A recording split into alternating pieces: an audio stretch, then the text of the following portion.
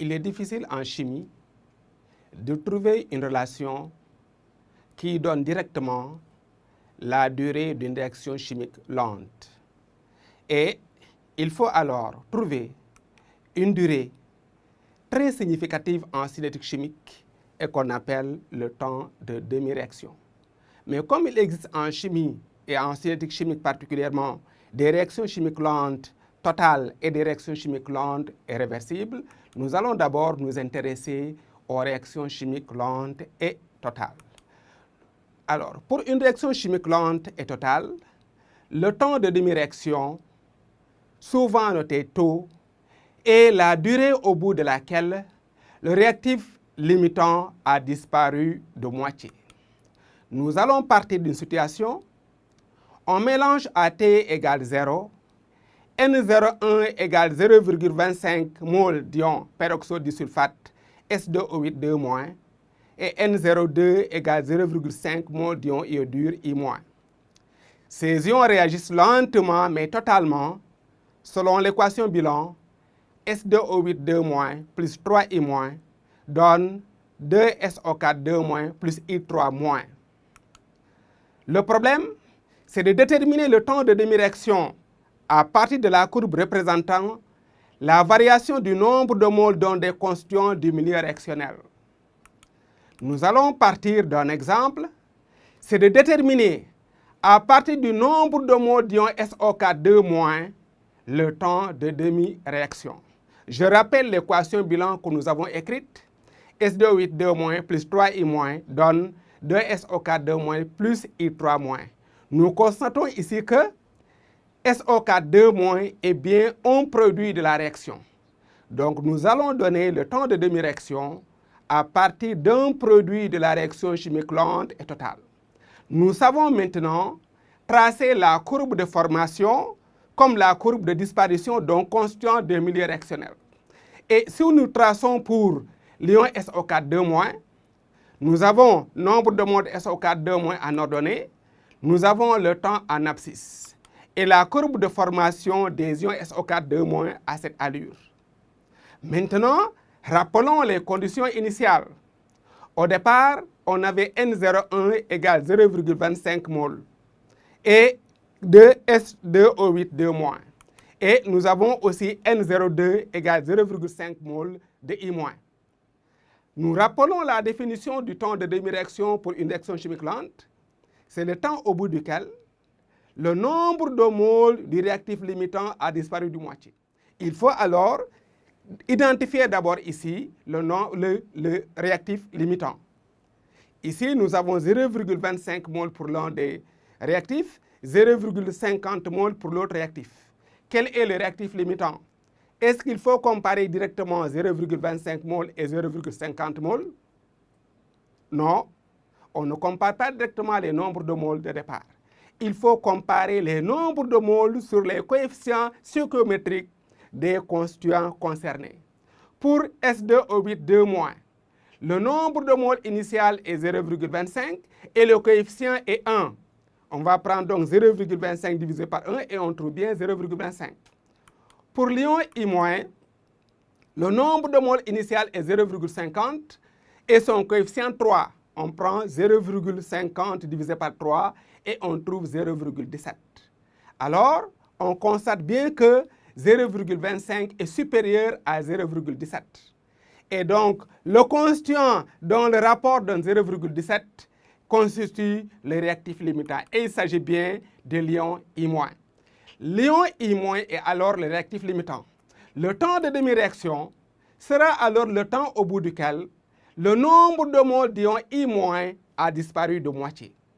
Et comme le nombre de moles d'ion I- au départ c'était 0,5, je divise par 2 et j'ai 0,25 moles. Et lorsque le nombre de moles d'ion I- qui a disparu est égal à 0,25 moles, alors le temps correspondant est le temps de demi-réaction. Mais nous constatons ici que ce n'est pas la courbe des ions I- qui est représentée, mais la courbe des ions SO4 2-. Il faudra alors trouver une relation donnant le nombre de moles d'ions SO4 2- présents à l'instant T égale taux. Et vous savez bien le faire. il existe une relation entre les nombres de moles des constituants du milieu réactionnel. Alors, nous avons ici à T égale taux le nombre de moles d'ion SO4 2-. Comme lorsque 3 moles d'ion I- réagissent, 2 moles d'ion SO4 2- se forment, le nombre de moles d'ion SO4 2- présents à l'instant T égale taux est alors 2/3 de N0 sur 2, soit 0,17 moles. 0,17 moles est alors le nombre de moles d'ion SO4 2- présents, qui est aussi le nombre de moles d'ion SO4 2- formés. Qu'est-ce que nous allons faire? On va repérer 0,17 moles sur l'axe des ordonnées et on projette pour en déduire taux. Alors, je prends 0,17 sur l'axe des ordonnées, je projette sur la courbe et j'en déduis le temps taux. Voilà donc, très simplement, comment on peut déterminer le temps de demi-réaction pour une réaction chimique lente et totale. Attention à la procédure. Identifier d'abord les réactifs limitants et ensuite se rendre compte de la courbe qui est représentée. Et maintenant déterminer le nombre de moles correspondants et en déduire le temps taux par projection sur la courbe. Nous allons maintenant nous intéresser à une réaction chimique lente et réversible. Une situation, on mélange 4 puissance moins 2 moles d'un monoacide carboxylique avec 4 puissance moins 2 moles d'un monoalcool saturé. Par un procédé approprié, on suit la réaction chimique entre l'alcool et l'acide dans le temps. L'équation bilan et un tableau de valeurs sont donnés. L'équation bilan, c'est acide carboxylique plus alcool donne ester plus eau. Vous voyez bien que la réaction est réversible. Et dans le sens 1, nous avons la formation de l'ester aux réactions d'estérification. Et dans le sens 2, nous avons la disparition de l'ester avec l'eau, qui est la réaction chimique d'hydrolyse. Le tableau de valeurs donne une relation entre le nombre de moles d'acide qui n'a pas encore réagi et le temps, et le nombre de moles d'ester formés avec le temps. Les consignes, c'est de tracer sur un même repère les deux courbes, nombre de moles d'acide formés en fonction du temps et nombre de moles d'acide restant en fonction du temps. La deuxième consigne, c'est de déterminer graphiquement le temps de demi-réaction taux à partir de chaque courbe. Et la dernière consigne, c'est de comparer ces deux valeurs pour taux et conclure. Nous rappelons l'équation bilan de la réaction. En rouge, nous avons l'acide carboxylique qui doit disparaître et en noir, nous avons l'ester qui doit se former, toujours dans le sens de la réaction chimique d'estérification.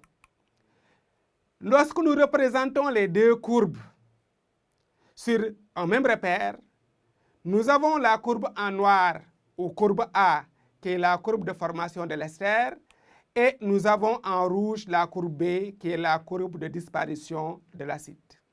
Nous allons d'abord nous intéresser à la courbe A, qui est la courbe de formation de l'ester.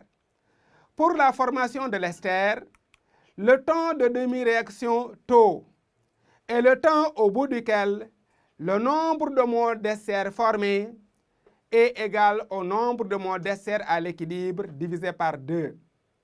Nous allons alors repérer le nombre de moles d'ester formés à l'équilibre. Et la projection donne une valeur de 26 millimoles. Nous allons alors diviser 26 par 2, ça nous donne 13 millimoles. Ce que nous allons faire, c'est de repérer 13 millimoles sur la courbe A, qui est la courbe de formation de l'ester. Alors, quand on projette un repère 13 millimoles, le temps correspondant est bien le temps taux. Le calcul donne la valeur taux égale à 4 minutes. Voilà donc pour la courbe de formation de l'ester, comment on détermine le temps de demi-réaction. Maintenant, nous allons voir la courbe de disparition de l'acide, qui est la courbe B.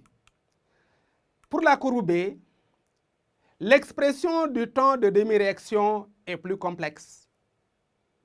Et on démontre aisément que lorsque T égale taux, le nombre de moles d'acide présent, c'est-à-dire le nombre de moles d'acide qui n'a pas encore réagi, est égal au nombre de moles d'acide initial, plus le nombre de moles d'acide à l'équilibre divisé par 2.